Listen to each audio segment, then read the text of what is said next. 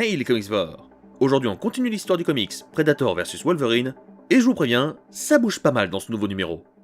Si vous n'avez pas vu la partie 1, je vous la mets en fiche juste ici, et pour les autres, prenez une boisson, détendez-vous, et replongeons-nous dans ce combat dantesque. Le comics reprend sur Wolverine, qui est caché et blessé, et qui décide de descendre de la falaise.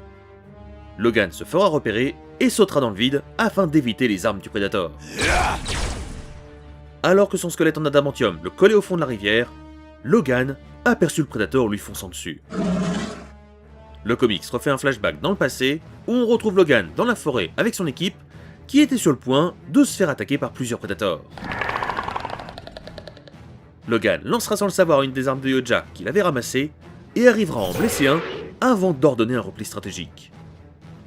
Dan Sabre imitera la scène contact tout seul, petit hommage bien sympa, avant de se faire embrocher par derrière avec une lance. Victor embrochera avec lui le Yoja, tout en se moquant de lui. Alors que le reste de l'équipe de Wolverine fuyait, Jackson, la seule femme de l'équipe, se fit décapiter en seulement quelques secondes. Le corps décapité de la femme tomba devant Wolverine et explosa en 1000 morceaux. Alors que Wolverine se relevait, son partenaire lui sauva la vie en mitraillant un Predator qui allait l'attaquer de dos. Logan attrapa son partenaire qui ne pouvait plus marcher et fonça se réfugier dans le temple qui était non loin de là.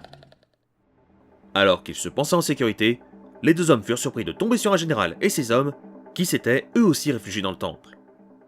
Logan et les soldats acceptèrent de travailler ensemble. Une heure plus tard, alors que 3 hommes gardaient l'entrée, les Yoja décidèrent de passer à l'attaque. Après avoir neutralisé les gardes, les Predators localisèrent l'objet qu'ils recherchaient.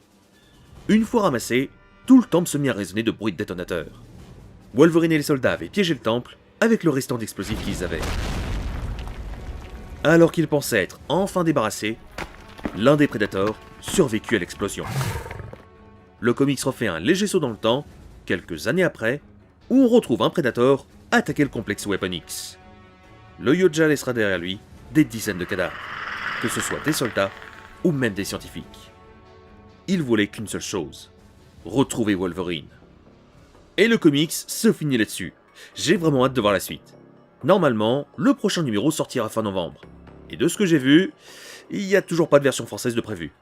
En vrai, je pense qu'il va quand même sortir, mais faut vraiment attendre.